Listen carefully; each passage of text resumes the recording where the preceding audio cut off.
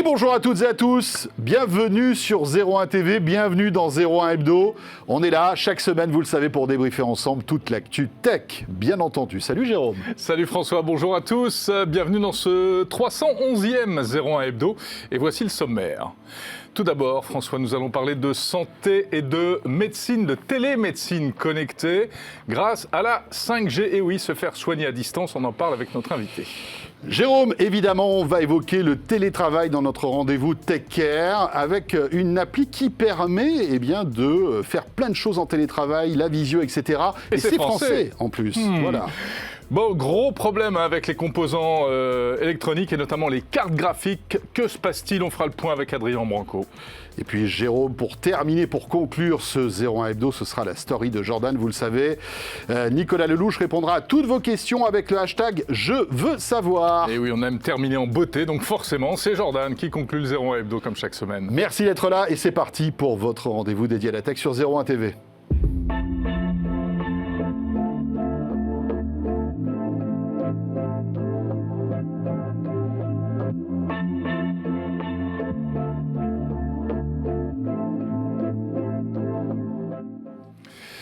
Voilà, comme chaque semaine, un déluge d'actu tech, d'innovation et d'invités. On va parler tout à l'heure de sujets qui nous concernent, télétravail, santé, etc. Mais avant cela, François... Forcément, c'est l'actu, vous le savez, l'actu de la semaine. On rentre dans le détail tout de suite.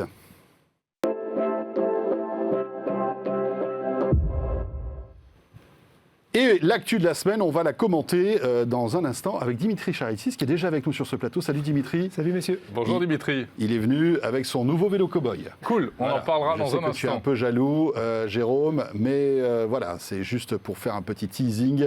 Auparavant, Jérôme, l'actu de cette semaine, elle est très très riche. Ah ouais, il y a beaucoup de choses. Plein de choses. Discord, vous connaissez forcément, et on en a déjà parlé dans 01 Hebdo, cette énorme plateforme de connexion pour les gamers principalement, à la fois audio, en messagerie écrite, etc., etc. Discord, on a dit, aurait pu passer dans l'escarcelle de Microsoft. C'était les rumeurs ces dernières semaines. Eh bien, pas du tout. Mais par contre, un deal vient d'être conclu avec un autre géant de l'informatique et du numérique. Et oui, c'est Sony, Jérôme, et plus précisément la branche gaming de Sony avec PlayStation. Alors, qu'est-ce qui va se passer? Eh bien, Discord pourrait devenir l'un des outils, en fait, de gaming de PlayStation, tout simplement. Exactement. Il devrait être installé et intégré au PlayStation Network. Alors, de quelle manière précisément on ne sait pas, bien entendu. Évidemment, comme on l'a dit, Discord, c'est un outil qui est très orienté gaming. C'est sans doute pour ça, d'ailleurs, que Microsoft s'y intéressait, pour la Xbox. Et donc, en tout cas, il y aurait une logique avec un écosystème de consoles type PlayStation Network. Sony a mis un peu d'argent dans le dernier tour de table de Discord. Il faut savoir que si on parle 2 minutes du point de vue financier, Discord a besoin d'argent frais, mais ils veulent rester indépendants. Ils avaient un œil sur la bourse, etc. Donc là, ils viennent de faire une levée de fonds. Sony a mis un petit peu au pot. Et au passage, donc, cet accord qui pourrait se concrétiser au début de l'année prochaine, apparemment. On verra bien. En tout cas, je pense que c'est plutôt une bonne nouvelle pour tous les fans de gaming. C'est vrai que tout ce qui est chat et outils comme ça, de conversation, en fait, qui peut arriver sur une console, c'est plutôt cool. Ça devient indispensable, en fait, ces outils. Jérôme, l'actu de la semaine, c'est aussi ce fameux procès. C'est sans doute l'un des procès tech de cette année 2021. Ah ouais. D'un côté, le géant Apple, du hardware, du soft que tout le monde connaît, et puis de l'autre, le géant du gaming avec Epic. Et ça y va, mais... ça y va fort. Assez violemment, quand même. Ça y va violemment. Alors, Epic Games, évidemment, inutile de le rappeler, c'est le jeu vidéo Fortnite. Énorme succès. Et un Epic Games très ambitieux, qui a l'intention de faire des choses vraiment importantes avec son jeu Fortnite. Et donc, on rappelle les faits. L'été dernier, Epic Games a essayé de faire payer les joueurs pour des achats in-app sans passer par les fourches codines de l'App Store. Et oui, et puis l'équipe de Tim Cook s'en est rendu compte. Et alors là, ils ont commencé à discuter, ils se sont envoyés des petits mails avec visiblement un vocabulaire un peu fleuri. Ça n'a pas avancé, ce qui fait que, l'appli Fortnite a été tout simplement banni en fait de l'App Store, ce qui fait qu'on ne pouvait plus télécharger ce jeu. Un produit en fait Apple, que ce soit un iPhone ou un iPad. Mais visiblement, Fortnite, Epic Games avait un peu préparé son coup et on peut penser que c'est ce qu'ils attendaient de se faire gicler pour faire de cette histoire, en fait, un procès et puis une campagne de communication très importante parce que derrière ça, il y a cet éternel problème dont on a déjà parlé, François, des contraintes qu'Apple impose aux développeurs et notamment cette commission qui est prélevée sur chaque achat d'entre 15 et 30%, on va plutôt dire entre 30 et 15 parce que la règle c'est 30, mais quelquefois en négociant on peut descendre à 15 quand on s'appelle Spotify ou Netflix ou autre. Oui, la première année en fait d'un abonnement c'est 30% et puis la deuxième année si par exemple vous êtes abonné à Spotify ou à Netflix, après ça tombe à 15% de commission. Alors ça c'est des choses qu'on ne voit pas tellement en tant qu'utilisateur. Oui, on n'est même pas au courant, on n'est même c'est pas au courant pour nous. Mais c'est du business, c'est beaucoup d'argent et ce sont des rapports de force. Donc Fortnite vraiment a décidé de porter le fer à la fois pour lui, mais on se doute qu'il est implicitement soutenu par des millions de développeurs dans le monde entier qui trouvent que également l'addition est un peu salée parfois, malgré tous les avantages évidemment de l'écosystème Apple. Voilà, alors le cœur de ce procès évidemment c'est cette commission qui est jugée abusive par Epic. Évidemment Apple a des arguments pour se faire entendre en disant, et c'est pas faux, que sans on va dire l'environnement d'Apple, il y aurait des millions de téléchargements en moins pour Epic.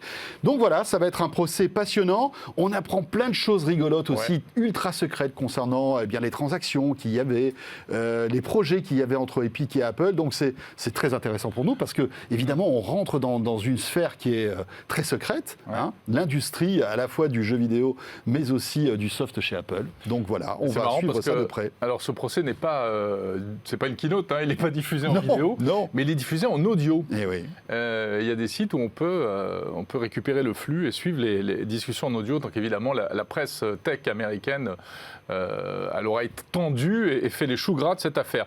En plus, ça va durer, le procès va durer vraisemblablement 3 semaines, plus derrière vous rajoutez les appels, etc. On n'est pas sorti de l'auberge. Oui. D'un point de vue... Et puis Tim Cook lui-même va monter au créneau. Il va venir s'exprimer, il va venir témoigner. Pour défendre, évidemment, son App Store, sa fameuse commission. Juridiquement, le problème, c'est que Apple est accusé d'abus de position dominante. C'est toujours la même accusation. Et il devra se défendre de ça. Abus de position dominante, d'ailleurs, c'est également une accusation contre Apple au niveau européen. Et oui, et là aussi, ça chauffe pour Apple, un peu partout, finalement. Et là, on est à peu près sur on va dire le même sujet, Jérôme. C'est Apple qui, abuse de sa position avec... qui est soupçonné d'abuser de sa position. Et là, c'est Spotify, en fait. Et effectivement, c'est avec Spotify qui a porté le fer. Et oui, puisque vous le savez, dans l'environnement Apple, il y a Apple Music et Spotify regrette que Apple Music soit peut-être un petit peu trop mis en avant par rapport à son service à lui, qui est totalement légitime en fait. Et c'est ce que reproche un peu Spotify et Apple, c'est que Apple Music est vraiment poussé, on va dire, à tous les utilisateurs d'iPhone, pas autant que celui de Spotify. Mais on peut parler aussi de Deezer et d'autres services. Dans les deux cas, en fait, ce sont des gros qui vont au combat, mais il y a toute une armée derrière qui les soutient. Effectivement. Et on se souvient un peu du même scénario il y a quelques années, Jérôme, avec Microsoft et les navigateurs, la guerre des navigateurs, Internet Explorer contre tous les autres. À l'époque, c'était Chrome, c'était Firefox. On revit la même chose. C'est toujours la même histoire. Maintenant, sur le mobile, c'est assez amusant d'ailleurs. Ça fait un peu vieux débris de parler de tout ça. Ne le dis pas. Ne dis pas qu'on a vécu Microsoft et tout. N'en parle pas. On a connu Internet Explorer, les amis. Chut. On a même connu Minitel. Pour vous dire. Bon, ça c'est fait. Jérôme, on retourne aux États-Unis maintenant, avec le président déchu Trump, qui n'est pas content, bien évidemment. Il ne peut plus tweeter, il ne peut plus faire de posts Facebook, etc., etc. Alors il y a 2 infos intéressantes. Il ne pourra plus faire de posts Facebook pendant un certain temps, visiblement. Ça c'est la première info, puisque on va dire ce conseil de surveillance de Facebook a décidé de prolonger en fait le bannissement de Trump sur Facebook et Instagram. C'était ça remonte au 6 janvier, évidemment, avec l'assaut contre le Capitole et les messages un peu enflammés de Donald Trump sur tous les réseaux sociaux, principalement Facebook, Instagram et Twitter. Rappelons qu'il y a eu 5 morts. C'était terrible. Ce drame du Capitole. Alors, il avait essayé de se rétracter avec des messages en effaçant certains messages, etc. Mais Twitter et Facebook ont banni Donald Trump. Bon, vous vous souvenez, hein, ça avait fait un bruit pas possible. Pour Twitter, a priori, c'est définitif. Et Facebook avait dit, écoutez, ça vous pose problème. Certains disent qu'on n'a pas le droit de faire ça, etc. Et bien, très bien, on va donner le dossier à notre toute nouvelle Cour suprême. Hein, ça s'appelle le Oversight Board, c'est-à-dire le Conseil de surveillance. C'est une entité qui est en principe indépendante de Facebook. Ce ne sont pas des gens de Facebook qui sont dans cette... Mais ils ont été recrutés par Facebook, visiblement. Ils sont payés aussi par Facebook. Alors, ils sont payés. L'organisme est financé indirectement par Facebook, c'est sûr, mais il y a quand même une volonté d'être assez indépendant. D'être un médiateur, en quelque sorte. Voilà, et en plus, ils disent, si la commission prend une décision, nous, on l'appliquera. Hein, Zuckerberg a toujours dit ça.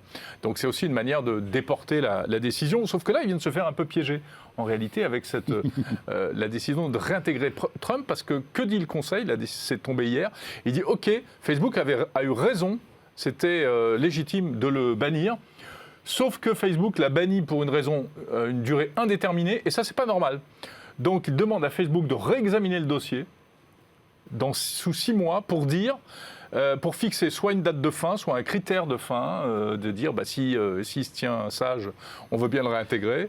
Et puis je pense aussi que ce conseil de surveillance aimerait avoir des règles bien plus précises. Et il demande à Facebook de clarifier ces règles, tout à fait. Parce que aujourd'hui, c'est un peu au doigt mouillé, mais il faudrait avoir des règles pour pouvoir bannir en fait que ce soit plus clair. Des profils en plus de personnalités comme ça mondialement connues. Mais finalement, c'est très intéressant. C'est fou parce que le problème revient chez Facebook là, parce qu'ils vont devoir rouvrir le dossier, se réexaminer, se reprononcer, donc c'est compliqué. Hein. Voilà. Passionnant. À suivre, on aura l'occasion donc de revenir sur ce sujet. Quelque chose d'un petit peu plus léger. Oui. Jérôme, maintenant, on va parler d'un futur iPhone. Alors, ça ne sera pas sans doute celui qui sortira en 2021, peut-être pas non plus celui qui sortira en 2022, mais peut-être qu'en 2023, les amis, alors que Céline Dion sera en concert un peu partout en Europe, ça c'est une information que je viens de lire, parce que j'ai eu ça sur Twitter, Céline Dion a décidé de caler de 2 ans sa tournée européenne. Tu fais bien d'en parler dans l'actu. Donc si vous voulez, en 2023, vous aurez Céline Dion en concert, ça c'est pour tous les fans, et vous aurez peut-être aussi, Jérôme... un iPhone à écran pliable, souple, comme vous voulez. Incroyable. C'est pas trop, Un écran souple. Bon, ce que vous voyez là, évidemment, c'est un concept, c'est une image de création.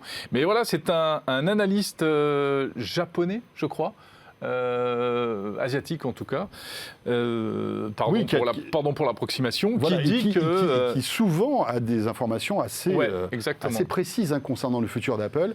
Et donc, visiblement, Apple plancherait sur un smartphone pliant. 8 pouces. Il ne serait pas prêt. OLED flexible. Voilà, un petit peu à la Fold. Mais bon, c'est vrai que c'est quand même assez séduisant le fait de se retrouver avec un iPhone comme ça, pliant, et tout l'univers iOS qui pourrait être adapté en conséquence. On aurait en gros un iPhone fermé et puis un petit iPad mini finalement ouvert. Exactement, et c'est ça qui est intéressant en fait, dans la prévision de cet analyste aussi, c'est de dire, écoutez, vous savez quoi, dans le futur, on ne parlera plus de smartphone et de tablette. Ce sera la même chose, en fait. Et c'est un peu vers ça qu'on pourrait aller, vers une espèce de convergence, de confusion même entre les smartphones classiques et les tablettes. Bon, évidemment, on n'a pas de date, on n'a pas de prix, on n'a pas de précision technique sur... Le prix vaut mieux pas, parce que je pense qu'on s'évanouirait. Ouais, sans doute. Est-ce que ce serait sous iOS ou sous iPadOS ? Au fond, on ne sait pas trop. C'est vrai. Mais bon, c'est génial, il y a encore plein de choses Il va encore se passer plein de choses dans les années à venir. Et on aura le temps d'en reparler puisque c'est dans 2 ans. Donc, si évidemment ces rumeurs s'avèrent exactes. Voilà pour cette petite news. Dans quelques instants, Jérôme, on va parler de la journée mondiale du mot de passe. Ou oui, ça c'est important. Ça c'est important. On en parle après. On en parle après, puisque Dimitri Charitsys nous écoute de manière très attentive depuis tout à l'heure. Salut Dimitri. Bonjour Dimitri. Et bienvenue. Merci d'être là et d'avoir patienté. Dimitri Charitsys, journaliste à 01net.com, qui teste évidemment beaucoup de produits dans la rédaction, à la fois des télés, tout ce qui est audio-vidéo, mais aussi... Ton autre dada, c'est les vélos. Ouais, et les voitures aussi. Voilà. Et les voitures aussi, bien évidemment. Oui. Et l'actu, c'est Cowboy. Effectivement, Cowboy a annoncé ce matin sa nouvelle version, le Cowboy 4 ou C4. Et la première grosse surprise, c'est qu'il n'y a pas un, mais 2 vélos. Cowboy s'était un petit peu reposé. Ça va être dur à conduire, non? Un à la fois. Ah d'accord. Cowboy s'était reposé un petit peu sur ses lauriers l'an dernier. Ils avaient simplement amélioré leur application, qui est indispensable évidemment pour conduire ce vélo connecté. Mais cette année, ça revient un peu plus fort. Alors du coup, avec un C4 qui évolue. Alors la première différence, elle est évidemment dans le cadre, le choix d'un format différent entre le C4 et le C4 ST, qui lui a un cadre ouvert. Le C4 reprend globalement le même design que les prédécesseurs, ceux qui ont sorti il y a 3 ans. Et le C4 ST propose un cadre ouvert avec un enjambement facilité et donc du coup une autre façon, peut-être un peu plus droite de le conduire. Quand on porte une jupe par exemple, c'est plus facile. Oui, ou tout simplement quand on a moins envie d'ouvrir les jambes, quand on n'a pas trop envie de se fatiguer. Oui. Et c'est aussi un peu mieux, y compris pour les messieurs lorsqu'ils tombent. Si tu vois ce que je veux dire. Ah oui, je Voilà. vois très bien ce que tu veux dire. Exactement. Je vois pas du tout, moi. Tu fais pas assez de vélo. Et donc du coup, la nouveauté sur ces vélos-là, Oui. donc elle est un tout petit peu au niveau du design, mais il y a aussi des nouveautés sur le moteur et aussi quelques points qui ont changé sur le vélo. D'accord. Première petite amélioration, il y a maintenant sur le guidon un support quad-lock directement. Avant, Cowboy... Pour mettre un smartphone, hein, Exactement. ce qu'on a aperçu à l'instant. Voilà, avant, Cowboy recommandait l'utilisation de cette marque-là parce qu'effectivement, très pratique. Là, ils ont intégré directement le support. Donc, quand on a la coque qui va avec, on a juste à venir tourner son smartphone et on part immédiatement.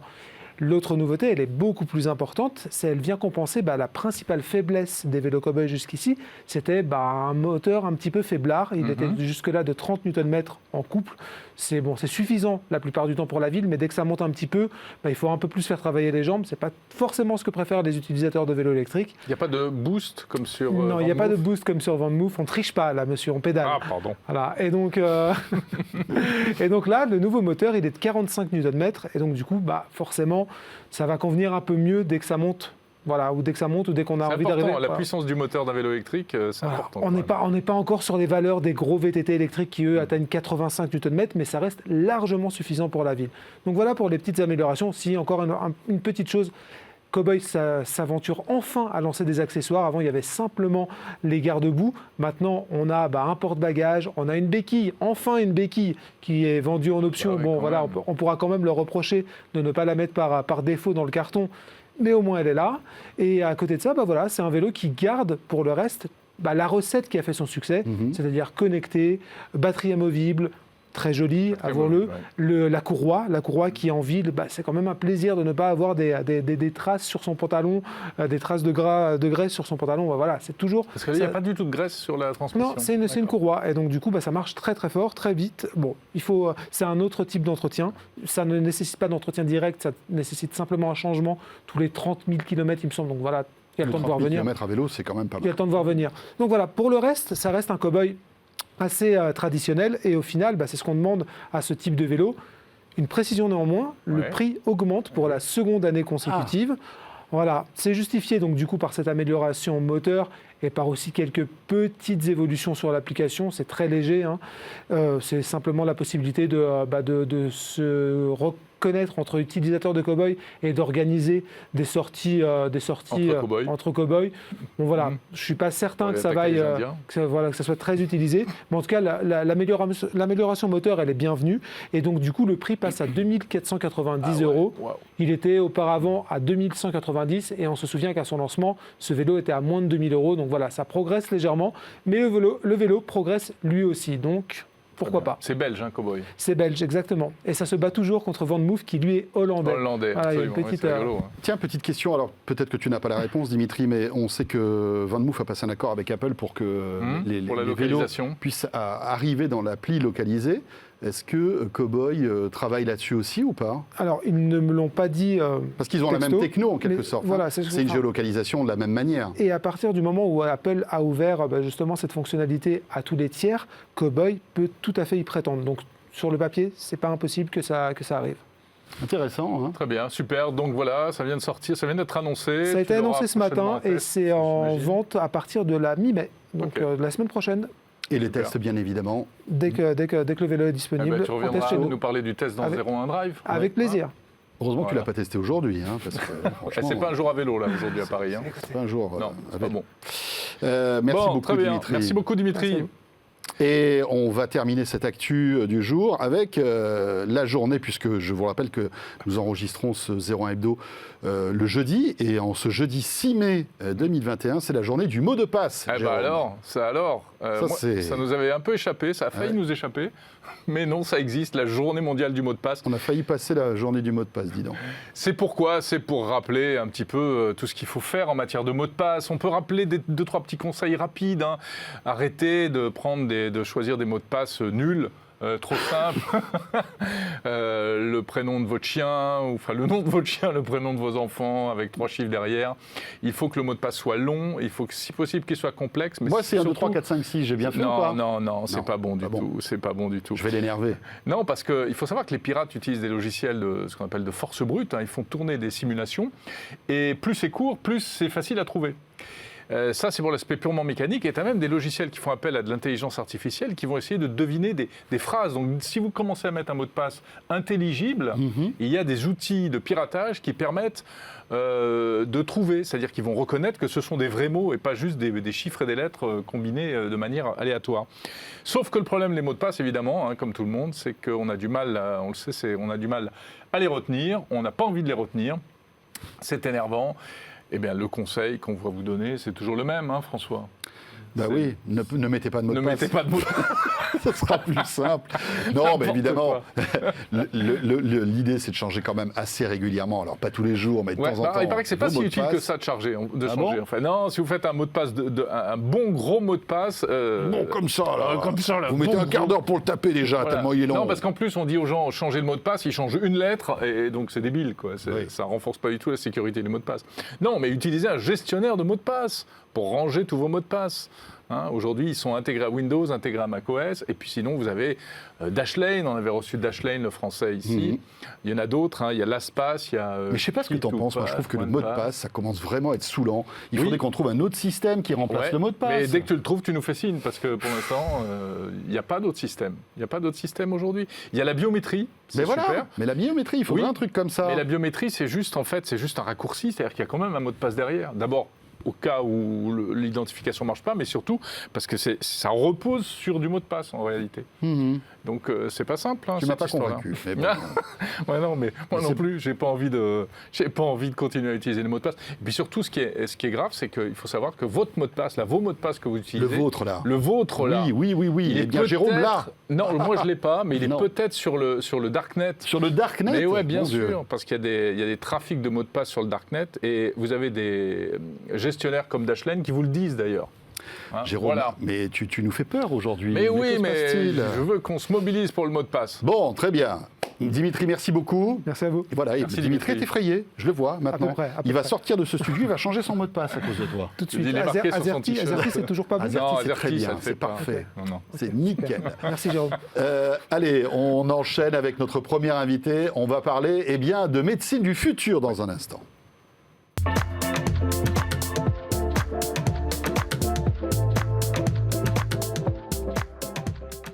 Et oui, médecine connectée, télémédecine et télécom, et en l'occurrence 5G. Et tu as raison, Stéphane Allaire est avec nous. Bonjour Stéphane. Bonjour François. Vous êtes monsieur 5G chez Bouygues Télécom, on peut dire ça comme ça. Je suis le responsable du programme 5G pour Bouygues Télécom. Voilà, très bien, merci d'être avec nous. Merci. Alors on va évidemment parler de 5G, mais on va aussi parler de cette innovation que vous avez présentée il y a quelques temps de cela, qui est assez intéressante. C'est à la fois comment mêler en fait ce réseau de nouvelle génération, ce réseau télécom de nouvelle génération, avec des... Comment dirais-je ? Des applications, concrètes, on va dire. Pratiques et vraiment utiles. Ouais, et là, c'est la télémédecine. Alors, racontez-nous un petit peu comment on peut faire rimer télémédecine et 5G aujourd'hui. Alors, ce qui est intéressant, c'est qu'on a une cabine de télémédecine qui, en fait, c'est comme vous alliez chez le médecin. C'est-à-dire que vous rentrez votre carte vitale. Avec votre carte vitale, après, vous pouvez prendre d'un certain nombre de mesures, un électrocardiogramme, votre poids, votre température. Et après, vous avez carrément l'ordonnance qui est imprimée. L'intérêt de la 5G, c'est qu'on a connecté en 5G, c'est parce que comme vous avez une visioconférence avec le médecin, vous avez besoin de débit, vous avez besoin d'une faible latence, ça rend que tout ceci, en tout cas l'interaction avec le médecin est très confortable. Donc c'est pour ça qu'on a décidé de mettre cette cabine en 5G. Mais pourquoi 5G plutôt que de la fibre optique ? Alors aujourd'hui, la 5G, c'est que ça permet de faire ça très facilement. Aujourd'hui, la 5G, on l'a vu par exemple, on l'a installé chez Bouygues Télécom. On a de la 5G chez Bouygues Télécom. Vous avez de la 5G chez Bouygues Télécom. Ça, c'est quand même une information importante. C'est vrai, j'en ai entendu parler. Je crois même qu'on en a parlé. Vous en avez parlé. Je pourrais vous dire même, on est en train de déployer très très vite. Mais j'en parlerai tout à l'heure si vous le permettez. C'est un challenge important, bien sûr. Mais en fait, la 5G, ça nous a permis de mettre la cabine et juste d'avoir à brancher le courant. Parce que cette cabine, elle marchait, il y avait le réseau. Vous pouvez le voir dans votre entreprise ou dans d'autres entreprises. Dès lors qu'on met une cabine et qu'on veut ouvrir une connexion réseau à un nouvel appareil, un nouvel équipement, ça prend du temps. Avec la 5G, dès lors que vous êtes en couverture 5G, vous avez juste à brancher le courant et vous avez un médecin chez vous. Stéphane, alors la 5G c'est bien, mais est-ce que ça marche pas avec la 4G? Parce qu'il y a plus de 4G aujourd'hui que de 5G quand même. Avec la 5G, c'est quand même beaucoup mieux. En termes de fluidité, en termes de débit.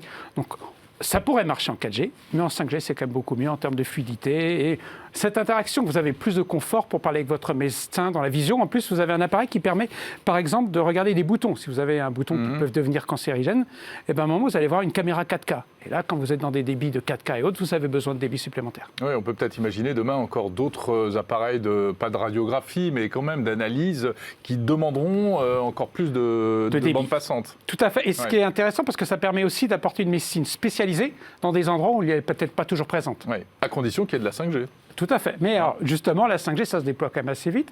Chez Bouygues Télécom, on a déjà 28 grandes villes, plus de 1300 communes, et on aura une couverture nationale à la fin d'année. Donc, ça se déploie assez vite. Donc, je veux dire qu'on pourra utiliser ces cabines assez largement. C'est intéressant ce que vous dites. Donc, couverture nationale d'ici la fin de l'année, mais ça veut dire quoi, couverture nationale ? Alors, ça veut dire qu'on aura une grande couverture, on aura des principales villes et on aura une couverture nationale. Ça veut dire que la majorité des Français pourront y accéder. Mais on n'aura pas encore le taux de couverture de la 4G à la fin de l'année. Hein. Non, parce qu'après, il faut quand même aller dans... Vous avez vu le temps qu'il a fallu pour déployer cette 4G, il faut quand même un certain temps aussi pour déployer la 5G. Mais juste une petite question concernant la pertinence de cette cabine de télémédecine. Où est-ce que vous comptez la développer et l'installer, en fait? C'est plutôt dans des zones rurales ou justement des déserts médicaux. Hein.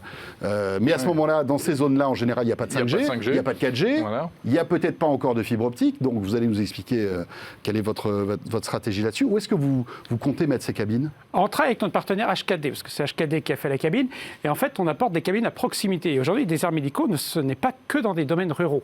En fait, aujourd'hui, on apporte cette cabine dans des entreprises. Chez Bouygues Télécom, et un des grands secteurs où il y a beaucoup de clients qui utilisent cette cabine, c'est apporter cette cabine médicale ou le médecin au sein même de l'entreprise. Et là, on peut le mettre dans des grandes villes. Vous avez aussi dans des grandes administrations, vous avez aussi des administrations qui demandent d'avoir cette cabine. On travaille aussi pour mettre ces cabines dans les hôpitaux. Imaginez, vous arrivez à un service d'urgence qui est saturé, vous avez une cabine. Entre chaque consultation, des gens qui viennent soigner, en tout cas nettoyer la cabine, et vous avez cette capacité d'avoir des médecins supplémentaires. Ouais. Malgré tout, il faut de l'humain derrière. Oui, il faut qu'il y ait quelqu'un des médecins qui accueille la personne, qui l'installe, qui lui explique comment ça fonctionne. Parce que nous, on s'en sortirait plus ou moins, mais il y a des personnes qui sont moins douées avec le numérique. Quand on voit ce qui se passe dans les supermarchés où on enlève les caissières... Ouais. Alors, en fait, aujourd'hui, il y a besoin d'humains plus particulièrement. Pourquoi? Parce qu'entre chaque médecin, on doit nettoyer la cabine. Covid oblige. Après, malgré tout, quand vous êtes dans votre cabine, vous êtes seul face à un médecin qui a un écran. Et là, clairement, il vous explique, et c'est très simple. Il vous voit arriver, il vous voit vous installer. Et là, c'est comme s'il était en face de nous, finalement. Exactement. Il va vous dire, prenez, par exemple, l'outil qui est sur votre droite. Il faut que le médecin connaisse parfaitement, en revanche, la cabine. Il est formé pour ça. Il est formé pour ça. Nos partenaires HKD forment les médecins à être capables de faire cette télémédecine, quelque part. Est-ce qu'on peut imaginer, demain, ce type de cabine se généraliser je dis n'importe quoi, dans des centres commerciaux, dans des lieux de vie divers? Centres commerciaux, peut-être. Après, le vrai problème, c'est que dans une cabine, malgré tout, vous êtes face à un médecin. Est-ce que vous aimeriez autant faire dans un photomaton? C'est simple de se prendre en photo. Autant avoir une consultation à côté avec des gens avec plein de caddies, je ne suis pas sûr. Ouais. Mais est-ce qu'il n'y a pas une isolation phonique? Est-ce qu'on n'est pas en fait comme dans un cocon, finalement Alors, il y a une isolation, mais par exemple, chez Bouygues Télécom, on l'a mis dans une pièce à part. Pour une raison simple, cette cabine ne se ferme pas à clé. Imaginez, vous êtes avec le médecin, vous avez un malaise ou quoi que ce soit, il faut qu'on puisse accéder à cette cabine. Bien sûr. Et donc nous, on l'a mis dans une salle à part, comme ça les gens ne rentrent pas dans la cabine. Mais donc c'est pour ça que dans un centre commercial, avec une cabine qui ne ferme pas à clé, je ne sais pas si vous allez trop vous déshabiller pour montrer votre bouton qui ne va pas bien. C'est sûr. C'est vrai qu'on a du mal à imaginer aujourd'hui l'utilisation de cette cabine, mais c'est un peu un pari sur le futur encore, ça, non? Je pense que Non, c'est déjà une réalité. c'est une réalité. Ouais. Nous, par exemple, chez Bouygues Télécom, on l'utilise vraiment. Moi, je suis allé, c'est vraiment une simplicité. Plutôt que d'aller perdre du temps dans des transports routes, d'aller voir un médecin et ainsi de suite, je prends rendez-vous sur Internet, je descends de mon bureau, je descends 2 étages, je vais dans cette cabine. Ouais. Au bout de 10 minutes, la consultation est finie, j'ai l'ordonnance, j'ai plus qu'à Et aller alors, à c'est la pour pharmacie. quel type de. On y va pour quel type de bobo? C'est quoi? Alors, des fois, ça peut être juste un renouvellement d'ordonnance. D'accord. Vous allez voir, ou des fois, c'est parce que justement, vous avez un bobo, vous avez quelque chose, vous avez une douleur ou quoi que ce soit. Et là, ce qui est bien, c'est que le médecin, si vous le faites chez vous face à un ordinateur, vous n'avez pas tous les appareils qui vous permettent de voir votre température, faire vous pouvez, par exemple, avec cette cabine, faire un examen ORL. Alors, je ne suis pas médecin particulièrement, mais vous avez quand même des appareils qui permettent, il me semble, que le médecin est un meilleur diagnostic. Il y a l'équivalent d'un stéthoscope. Tout à fait. Vous avez même carrément un électrocardiogramme. Vous pouvez imprimer votre D'accord. électrocardiogramme. Ça vaccine pas automatiquement encore. Non, pas encore. Vous n'avez pas un truc qui vient. Mais non, par contre, dans le cadre de la médecine et des vaccins, on a fait quelque chose d'assez intéressant aussi avec la 5G. On travaille avec les CHU de Bordeaux. Et pendant la période du Covid, donc c'était le printemps dernier, l'hôpital, il y avait tellement de clients, tellement de patients, Bien sûr. qu'à un moment, le réseau saturait. Et le premier avantage de la 5G, c'est de désengorger les réseaux. Donc, ce qu'on a apporté, on a apporté ce qu'on appelle des routeurs 5G. Et ça leur permettait d'avoir un réseau complémentaire. Et ce que l'on fait aujourd'hui avec le Covid dans les centres de vaccins, souvent dans ces centres de vaccins qui sont éphémères, dans des gymnases ou sous des tentes, on a besoin d'apporter de la connectivité Internet. Et c'est ce que l'on fait avec des routeurs 5G. Donc là, on voit un autre usage de la 5G où j'apporte de la connectivité où les gens en ont besoin. Stéphane Allaire, juste une petite question un peu à rebrousse-poil. Est-ce qu'on n'a pas l'impression aussi que vous galérez avec la 5G pour expliquer à quoi ça sert? Et donc, vous êtes obligé de trouver des exemples tels que cette cabine pour que les gens arrivent à se projeter et se disent « Ah ouais, la 5G, ça sert à quelque chose ». Sincèrement. En fait, c'est un peu comme la 4G. Quand la 4G est arrivée, il a fallu qu'on fasse des démonstrations. On a dit, vous verrez, demain, vous regarderez votre mobile, vous regarderez Netflix, vous regarderez des YouTube, vous ferez de la vidéo. Et les gens, au début, quand je racontais ça, il y a quand même 10 ans, les gens me disaient, mais je ne regarderai jamais une série télévisée sur mon mobile, je ne ferai jamais ça avec mon mobile. Aujourd'hui, il y avait quand même des gens qui disaient, c'est ça les futurs usages. La 5G, on est dans le même paradigme. C'est-à-dire qu'il y a des futurs usages qui se développent. Dans le grand public, on peut parler du cloud gaming.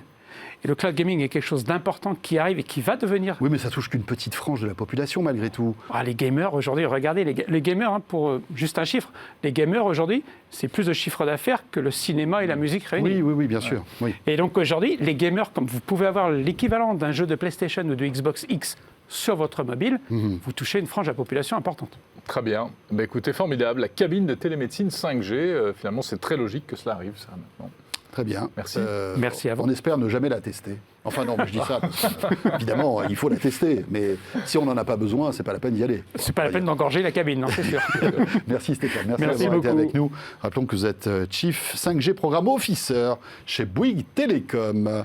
On va parler, François, d'une autre innovation française. C'est notre rendez-vous Tech Care et vous allez découvrir un nouvel outil de télétravail.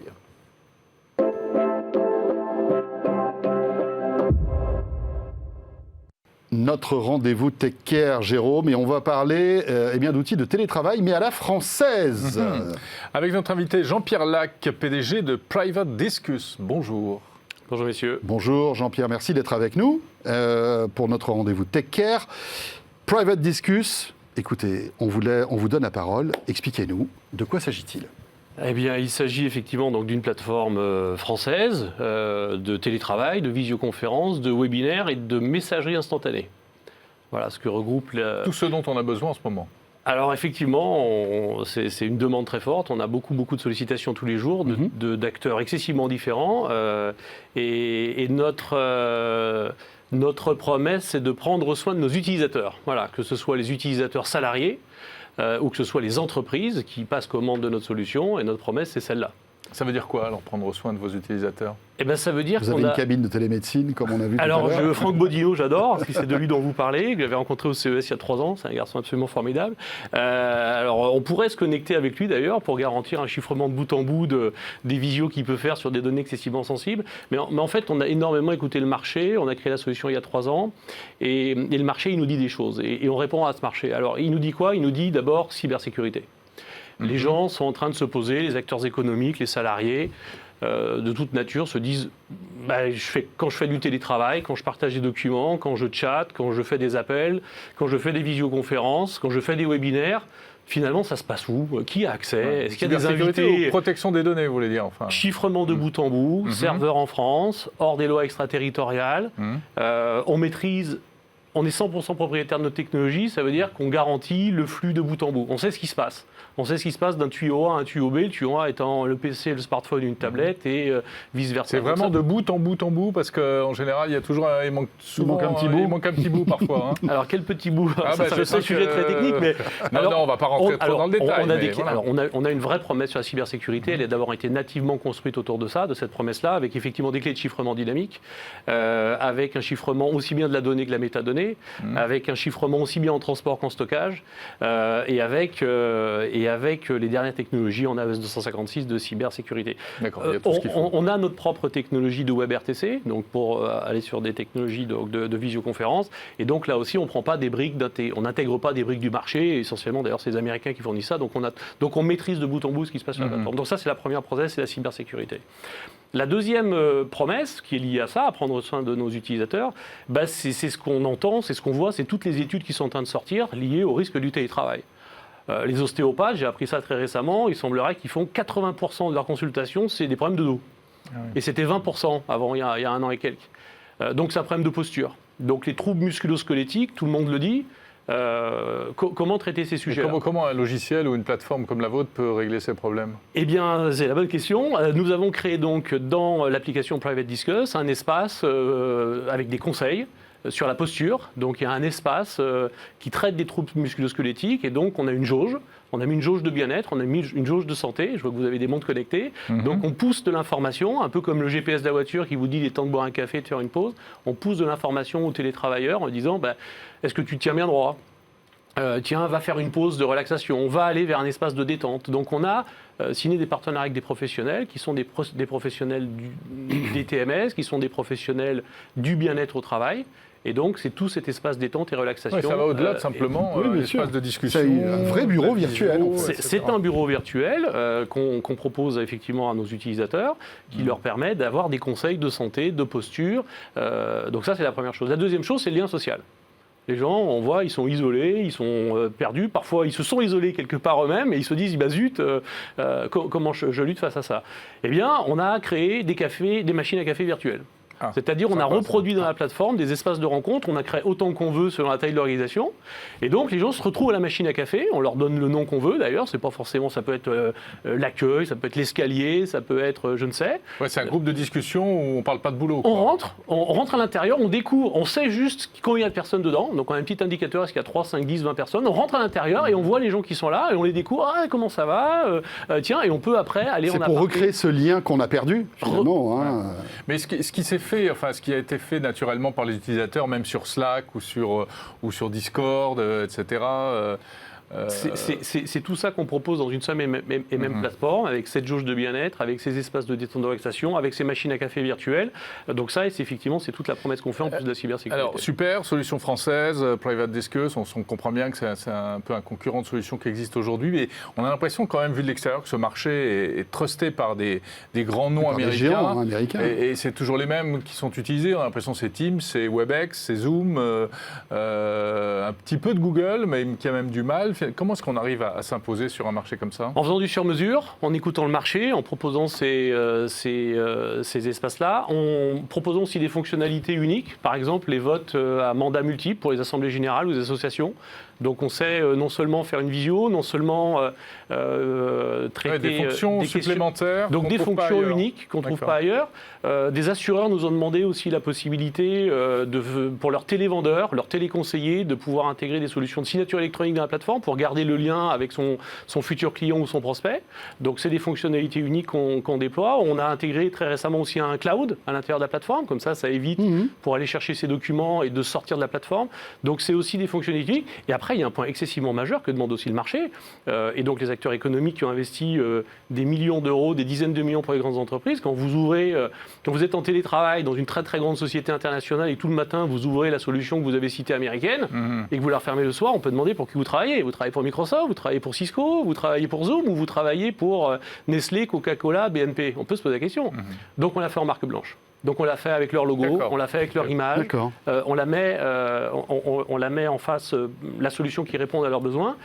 Et non des moindres, on est capable aussi, parce qu'ils nous demandent de la déployer sur leur propre serveur. Très bien. Ça, ils maîtrisent ce qui se passe sur la plateforme. Écoutez, parfait. Private Discuss à tester.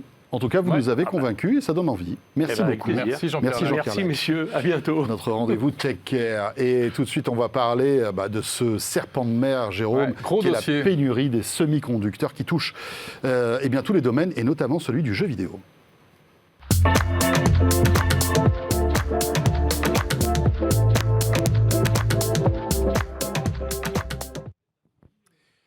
On en a souvent parlé, tu l'as dit, cette pénurie des semi-conducteurs qui maintenant commence à toucher très sérieusement le secteur des cartes graphiques. Eh oui. Et les cartes graphiques, on les utilise partout. Moi, j'en ai dans mon frigo. C'est vrai.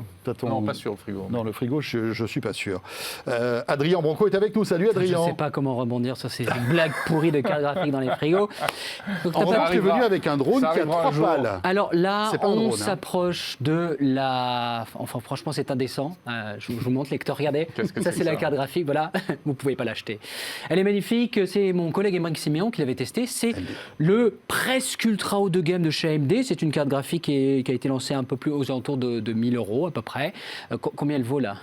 Sur le marché noir, combien elle vaut ? Elle a monté, c'est ça? Oh, elle coûte à peu près le double. Et en fait, j'aime mieux, elle coûterait le double. Ça serait cool qu'elle coûte le double si vous pouviez l'acheter. Sa grande sœur, qui est la 6900 XT, qui aurait vraiment le top du top, qui a été lancée, je crois, en 2002-2003, si je dis pas de bêtises, les internautes me corrigeront. Et on la trouve à 2008 en ce moment sur les sites. Mais- C'est du grand n'importe quoi. Mais quand tu dis on la trouve, c'est-à-dire qu'on En fait, on peut la la trouver à 2008. Qui la vend Une de en fait temps en temps. C'est les gens qui font de la spéculation Absolument pas, parce que là on peut aller taper beaucoup plus cher. Si vous allez sur le site de ldlcmaterial.net, l'un des plus gros groupes de vente en ligne français, la RX 6900 XT, si je dis pas de bêtises, il y a un modèle entre 2003 et 2700 €. Et c'est tout ce qu'il y a. Si vous êtes un fan d'NVIDIA, parce que là je vous ai parlé des cartes graphiques AMD, vous savez bien, on est AMD NVIDIA. NVIDIA, vous avez le choix entre des cartes graphiques qui ont 5-6 ans pour un PC bureautique pour afficher Word ou rien. Il n'y a plus rien. Il n'y a plus rien. Alors, Les stocks sont vides. Alors oui Alors, et non. Où et sont c'était- passées ces cartes? Exactement. Elles sont pas fabriquées ou quelqu'un les a toutes achetées? Quelqu'un les mange peut-être. Ouais, alors, certains auront raison de dire qu'effectivement, dans les réseaux asiatiques, surtout en Asie, il y a un petit marché parallèle pour les crypto-monnaies. C'est Eh vrai, oui. c'est un problème, mais... Merci le Bitcoin. Mais, il est un peu surévalué parce que la spéculation, elle est sur ces cartes-là. La partie que vous l'avez vu, j'ai une carte avec un beau packaging. Voilà. Vous le savez, il y a une pénurie de semi-conducteurs alors qu'il touche tout, on en a déjà parlé plusieurs fois, et malheureusement, je pense que je vais revenir dans les prochains mois et semaines pour vous parler des autres pénuries qui sont à l'horizon. Monsieur Pénurie. Je suis on va désolé, t'appeler. là, je pense que la plupart des gens doivent me détester, ne serait-ce que parce que j'ai la carte graphique. Je ne peux pas y jouer, je vous rassure. Le problème qu'on a, c'est que vous êtes NVIDIA et AMD, vous arrivez à sortir des puces de vos usines. Il y en a qui sortent, Mais vous en avez... Voilà, François, tu as 100 000 puces. Qu'est-ce que tu préfères faire ? Risquer de la mettre dans une boîte dans laquelle il va falloir mettre une documentation, une boîte en carton, du packaging, potentiellement il y a des pénuries aussi là-dessus, ou tu préfères directement envoyer tes 50 ou 100 000 cartes directement à Dell ou Lenovo. Qu'est-ce qui est le plus simple pour toi ? Je pense que le plus simple, ça serait de faire ça. Et voilà. Effectivement. Et De donc- vendre ça en EIM, comme on dit. Tout à C'est fait, ça on va vendre ça directement en OEM, c'est-à-dire directement aux assembleurs de PC. Et là, si vous allez sur les sites de Lenovo, de Dell Alienware, vous allez, alors je n'ai pas envie de me fâcher, d'Asus, Oui, bien sûr, d'Acer enfin. et tout ça, hein, bonjour à tout le monde, vous allez voir qu'il y a bien Là, il y a du des choix. en ordinateur tout assemblé. Donc il n'a jamais été le meilleur moment pour vous acheter un PC complet, qu'il s'agisse d'un portable d'une tour. Ceux qui sont lésés, c'est les plus geeks. Donc c'est une partie de nos lecteurs, et j'en suis fabriquer désolé. leur PC eux-mêmes. Ceux qui, il y a, je ne sais pas, quelques années, ils ont conservé leur carte graphique, puis ils ont acheté un processeur un peu plus puissant. Voilà, hein, ils ont acheté un Core de 8 ou 9e gène, ils ont dit la carte graphique, ça va attendre. Eh ben là, ça va attendre encore. Ça va entendre encore, oui, malheureusement. Ceux qui, par contre, sont vraiment... C'est le bon moment pour acheter la machine de vos rêves. Si votre PC gaming, il a 5-6 ans ou 6-7 ans, là, vous pouvez vous dire, vous faites vraiment une bonne affaire parce que l'autre mauvaise nouvelle, c'est que ça ne va pas s'améliorer. J'aurais aimé dire dans les semaines et dans les mois qui viennent. Il y a un problème, Intel a communiqué hier. Alors c'est bien sûr, évidemment, c'est pour les CPU Intel. Intel arrive bientôt sur les GPU, j'aurai quelque chose à vous annoncer dans les semaines qui viennent. Donc, ils vont Mais venir tout ce qui touche concurrencer, Intel en AMD et termes Nvidia. de fabrication, ça concerne aussi TSMC et Samsung, il va y avoir des problèmes de substrat. C'est la chimie, tous ces éléments qui vont permettre de faire les processeurs. Donc oui, vous l'avez constaté, vous qui êtes gamer, qui assemblez vos bécanes, il y a une pénurie. N'achetez absolument pas une carte graphique À moins d'être très riche, je vous ai dit, je suis allé sur matériel.net, voilà, magnifique. 2700. Oui, je sais. 2700 Oui, c'est très simple. Elle marche très bien, la 6900, voilà. Par contre, si vous allez chercher du côté d'NVIDIA, je crois qu'on avait vu une, rupture partout. Oui, mais ça, c'est pas du marché noir, ça, 2700. Absolument pas. Donc voilà, bon, ce sont des c'est sites très sérieux. LDC Matériel.net, c'est très très sérieux. Donc c'est le prix normal du marché. C'est le prix augmente. du marché, c'est le prix auquel ils arrivent à se fournir. Ils sont peu ou mal livrés en pièces détachées. Pourquoi ? Eh bien, parce que, comme je vous l'ai dit, c'est les OEM qui sont livrés en premier. N'attendez pas une résolution des problèmes, même d'ici le courant de l'été. Il y a au cas par cas, d'ailleurs on a vu sur nvidia.fr, ils vendent leur Foundry Edition de temps en temps, mais ça part on parle de minutes, j'ai presque envie de dire secondes. Voilà, s'il y a un communiqué qui dit on va avoir tant de pièces, les pièces partent dans la minute qui arrive. Adrien, tu es en train de dire qu'en OEM, finalement, il n'y a pas de problème. On peut avoir ce qu'on veut sur des PC qui sont déjà prémontés. Hein. Alors, pas en OEM, justement. En pièces détachées, impossible. Voilà. En machine assemblée, là, je peux acheter un PC avec ce que je veux. Mais alors, pourquoi y a-t-il une pénurie, par exemple, de PlayStation 5 ? On peut imaginer que c'est de la même manière des composants que Sony va acheter à droite à gauche pour fournir une console. Pourquoi on trouve des PC complets avec le top du top et on ne trouve pas de PlayStation 5 ? Les volumes n'ont rien à voir. Les volumes n'ont rien à voir. 2, on n'est pas dans les mêmes cycles. Toi, moi, on a acheté nos PC à des moments un peu différents. On ne va pas les renouveler au même moment. La PlayStation 5, quand elle sort, mais oui, tout le monde rappelez-vous d'abord les lancements de la PlayStation 4, pénurie pendant un bon moment. Rien à voir avec la conjoncture, c'était juste la demande. Eh bien, c'est une console, elle est demandée pour les 4, 5, 6, 7 ans parfois. Ça dépend de la durée de vie des consoles. Donc là, tout le monde s'est rué dessus, tout le monde en veut une, tout le monde la veut en même temps. Et TSMC a des lignes dédiées et on ne peut pas... D'abord, ouvrir une ligne, je vous passe tous les détails, mais ouvrir une ligne de production, c'est un procédé très lourd. Il va falloir qualifier, il va y avoir beaucoup de pertes. Donc, avant de s'engager là-dedans, il va falloir réfléchir. Donc, les lignes sont ouvertes. Ce qu'ils ont pu maintenir, ils l'ont maintenu. Et là, le problème, c'est que vous voulez tous des PlayStation. Ben voilà, et c'est honteux. C'est honteux. Merci beaucoup, Adrien. Je vous en prie. Merci pour ces précisions. Vous l'avez compris, pour avoir le top du top, il faut acheter un PC tout construit. Entier. Voilà. Ou alors venir passer à la rédac pour essayer de nous l'apprendre. Il y a les services de sécurité dehors qui vous attendent. Oui, et croyez-moi, il y en a beaucoup de services de sécurité. Ça rigole pas ici. Merci beaucoup, Adrien. François, c'est la fin, presque, pas encore bien sûr, de ce 01 Hebdo. Et à la fin de 01 Hebdo, qui retrouvons-nous ? Eh bien, c'est Jordan Cossino. Oui.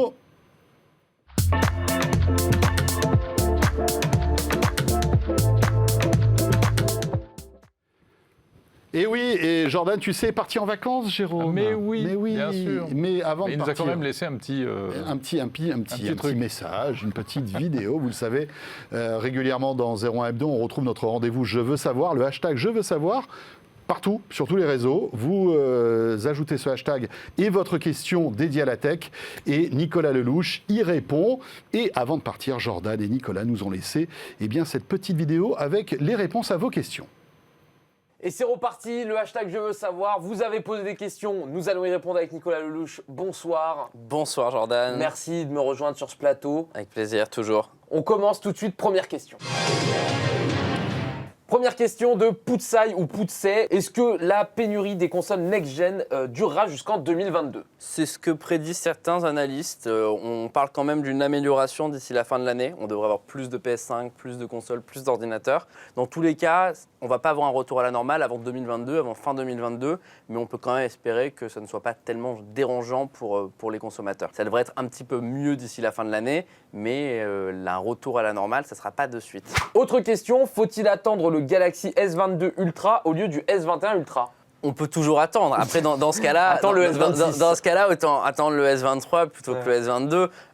On n'est pas à un moment de l'année où le Galaxy S21 commence à devenir obsolète. Au contraire, il a été présenté assez récemment. La concurrence haut de gamme, elle vient d'arriver sur le marché Android.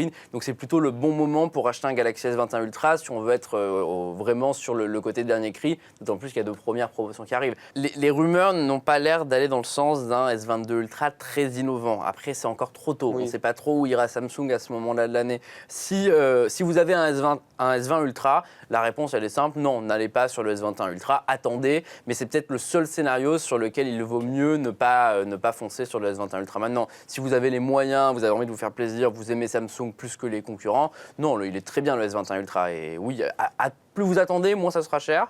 Donc c'est sûr qu'on peut raisonner comme ça, mais attendre spécifiquement pour prendre le prochain modèle, je ne pense pas que ce soit très utile ou que ce soit vraiment le meilleur deal.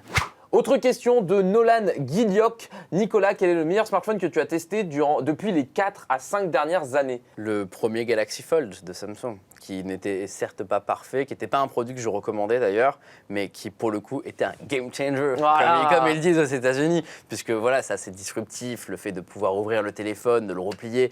J'avais jamais fait ça auparavant. Beaucoup de personnes qui regardent cette vidéo n'ont certainement jamais encore joué avec un smartphone pliant, et je pense que c'est le futur du mobile d'une manière ou d'une autre. Donc aujourd'hui, ça s'est vraiment amélioré. Le Galaxy Z Fold 2, c'est un smartphone qu'on recommande. C'est celui que je préfère, hein, même si ça coûte beaucoup trop cher pour que je puisse en faire mon heureux élu quand je recommande un smartphone. Mais oui, le Galaxy Fold, c'est l'appareil qui m'a mis la plus grosse claque depuis que j'ai commencé à tester des smartphones. On a une nouvelle question de la part de Mohamed ce coup-ci qui nous demande quand est-ce que vous parlez du Xiaomi Mi 11 Ultra? J'attends fortement les nouveautés de ce smartphone. C'est à peu près la même réponse que la dernière fois qu'on nous a demandé quand est-ce que vous parlerez de la OnePlus Watch, quand on l'aura, en gros. Hein. Entre-temps, on a eu la OnePlus Watch. Vous avez pu voir qu'on n'a pas beaucoup aimé, mais le Mi 11 Ultra, on est en contact avec Xiaomi qui est censé le faire parvenir aux médias européens. Pour l'instant, c'est pas le cas. Il n'y a que quelques influenceurs américains, asiatiques qui ont pu avoir le produit en main. Ça va arriver. Après, je pense que Xiaomi aussi veut peut-être finaliser des petits bouts de logiciels. Il y a plein de choses sur lesquelles ils veulent être irréprochables avant de l'envoyer aux médias. Vraiment hâte de l'avoir parce que je pense qu'il a le potentiel de devenir le meilleur smartphone du marché. Mon collègue Adrien sur la photo est d'accord avec moi et a vraiment hâte de tester ce Mi 11 Ultra, mais pour l'instant je ne peux pas vous répondre parce que j'ai même pas de contact direct avec Xiaomi sur l'arrivée de ce produit, je sais pas quand ça va arriver. Ça sera comme pour Netflix, ça sera prochainement. Nouvelle question de Mère Fargéon. Bonjour, j'hésite entre le Find X3 Pro et le Samsung S21 Ultra, qu'est-ce que tu me conseilles? C'est pas facile comme question parce que c'est les deux meilleurs. Actuellement, c'est les deux meilleurs. Déjà, tu as fait des bons choix. C'est des très bons choix et dans tous les cas, vous ne serez pas déçus. Du côté du Oppo, j'aime beaucoup le design qui, selon moi, est supérieur à celui du Samsung. Il est plus fin, il est plus léger. La manière dont le dos intègre le module caméra, c'est un petit peu plus discret, c'est plus moderne. J'aime beaucoup ce téléphone. Au niveau des performances, de l'autonomie, il est aussi supérieur parce qu'il a la puce Snapdragon 888. Et évidemment, on a l'avantage Oppo, la recharge ultra rapide 65 watts qui le recharge intégralement en 40 minutes et la recharge sans fil de 30 watts. Donc c'est quand même très très bien sur ces aspects-là. Maintenant, le Samsung, il va avoir l'avantage du logiciel One UI, c'est une super surcouche qui s'améliore vraiment d'année en année. Donc ça, on adore et on vous le recommande. L'écran est plus lumineux. Après, c'est vraiment la guerre des meilleurs. Hein. Chez Samsung, on dépasse les 1000 candela par mètre carré. Chez Oppo, je crois qu'on est au-dessus de 800. Dans tous les cas, vous n'aurez jamais besoin de plus de 600-700. Mais bon, ça reste bien de pouvoir aller plus haut avec Samsung. Et le dernier avantage de Samsung, ça va être l'appareil photo parce que vous avez un zoom périscopique x10 en plus d'un zoom x3. Et ça vous permet de faire des choses que l'Oppo ne sait pas faire. Maintenant, dans les deux cas, c'est deux smartphones haut de gamme de référence. Si vous aimez le côté un peu innovation, techno, je vous conseillerais d'aller sur le Oppo. Par contre, si vous vous dites que vous voulez juste le meilleur smartphone, celui qui est bon en tout, plutôt Samsung. Merci beaucoup Nicolas, on a passé un super moment, on s'est régalé. C'est vrai. Je t'inviterai bien à aller au resto, mais c'est fermé. Mais on peut se dire à une prochaine fois. Tu reviens pour vivre une bonne expérience. On se dit à la prochaine. On fait un check de quoi? On peut faire un check du pied. Allez. C'est bien.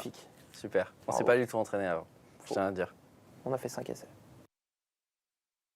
Ils sont mignons, tous les deux. Bon, écoutez, ce Je veux savoir, super, si vous avez encore des questions, Nicolas y répondra avec Jordan très vite. Hashtag Je veux savoir, donc un peu partout sur YouTube par exemple, hein, ça marche aussi. Ouais, ça marche partout. Voilà François, c'est la fin de ce 01 Hebdo. On était ravis ce jeudi de vous retrouver à nouveau pour passer en vue toute l'actualité high-tech. Voilà, n'hésitez pas à partager cette émission, en parler autour de vous et bien sûr vous pouvez la retrouver aussi sur la chaîne 01 TV, sur les box Free, SFR Orange et sur FranceSat, on sera là bien sûr.